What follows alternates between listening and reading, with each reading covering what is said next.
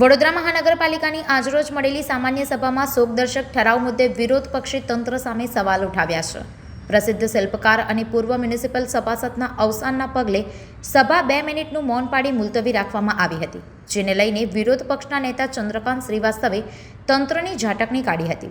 તેમણે જણાવ્યું કે પરંપરા પ્રમાણે મહાનુભાવોના માનમાં શોક ઠરાવ યોગ્ય છે, પરંતુ તાજેતરમાં માંજલપુર વિસ્તારમાં ખુલ્લા મેનહોલમાં પડી જવાથી એક નિર્દોષ યુવાને જીવ ગુમાવ્યો છે, જે પાલિકાની ગંભીર બેદરકારીનું પરિણામ છે. આવા નાગરિકના માનમાં પણ શોકદર્શક ઠરાવ કરી શ્રદ્ધાંજલિ પાઠવવી જરૂરી હતી. આ મુદ્દે ચર્ચા ન થવાને લઈને અસંતોષ વ્યક્ત કરી તેમણે આગામી સામાન્ય સભામાં આ મુદ્દો ફરી ઉઠાવવાની ચેતવણી આપી હતી. વડોદરા મહાનગરપાલિકાએ આજે 29 તારીખે સામાન્ય સભાની અંદર એક શિલ્પકાર, જેને સરદાર વલ્લભભાઈની આટલી મોટી પ્રતિમા બનાવી, જે દેશ વિદેશથી પણ લોકો જોવા આવે છે, એ મરણ પામે. એમના માટે શોક સભા, એક અમારા સભાસદ જે ઓફ થઈ ગયા, જે નવાબપુરામાં રહેતા હતા, એમની શોક સભા રાખેલી હતી.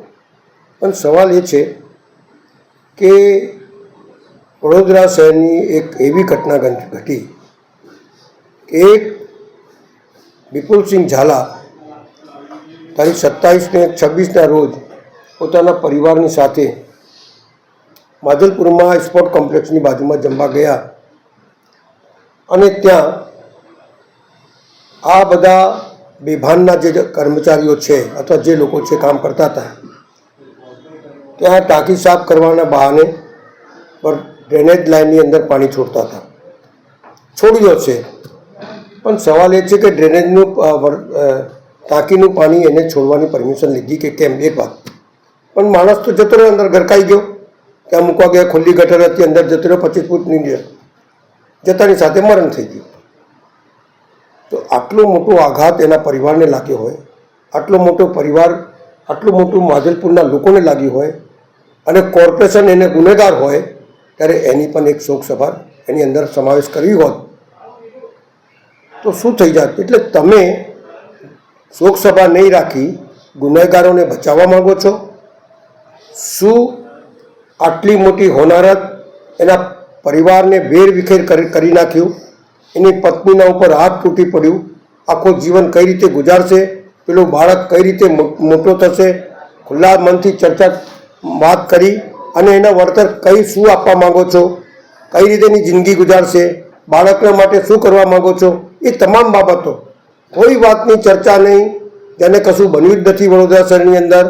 પણ અમે અમારું એવું માનવું છે કે અમે આ શોકદર્શક ઠરાવ નહીં કરીને અમે આ લોકોને વખોડીએ છીએ, અને અમે માનીએ છીએ કે શોકદર્શક ઠરાવ બી હોવો જોઈએ, એના ખુલ્લે મને ચર્ચા બી હોવી જોઈએ. અને જે તમે પાપ કરી રહ્યા છો, દાદાગીરી કરો છો, અહંકાર રૂપી જે દાદાગીરી કરી રહ્યા છો, પરિવારને નહીં મળવા જવાનું, નહીં એના અંતિમ ક્રિયામાં જવાનું, અને સીધું તમે જ ગુનેગાર છે એવી વાતાવરણ ફેલાવવાનું, એ ખરેખર લોકો ઉપર અન્યાય છે. આના પરથી લોકો સમજે.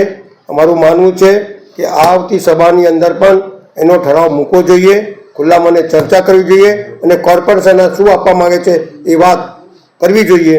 અમે આજની સભાને શ્રદ્ધાંજલિ આપીએ છીએ, અને સાથે સાથે જે સભાની અંદર આ વિપુલ ઝાલાનું શોકદર્શક ઠરાવ નહીં કરીને અમે એ લોકોને વખોડીએ છીએ કે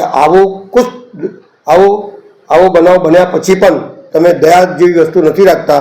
અમે આવતી સભાની અંદર એના માટે લડત આપીશું, અને કમિશનરને અને મેયરને મળીને આના માટે શું કરવા માંગે છે એની સ્પષ્ટ આપણને એમથી પૂછીશું. સંવાદદાતા સાથે અભિપ્રાય ન્યૂઝ, વડોદરા. આવા જ વધુ સમાચારો જોવા માટે સબસ્ક્રાઇબ કરો અમારી YouTube ચેનલને, અને જોડાયેલા રહો Facebook, Instagram અને Twitter પર.